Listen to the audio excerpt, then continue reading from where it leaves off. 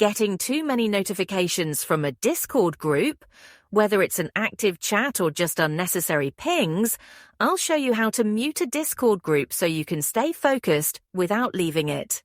First, open the Discord app on your mobile device and tap on the chat section at the bottom of the screen.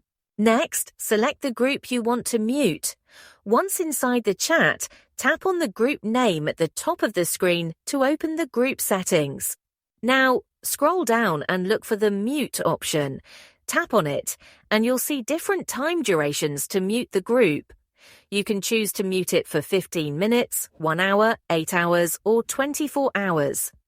If you don't want any notifications at all, select Until I Turn It Back On to mute it indefinitely.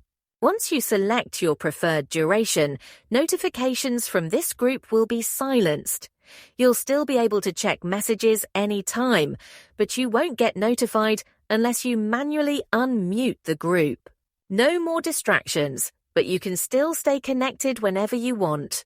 If this tutorial helped, be sure to like the video and subscribe for more Discord tips.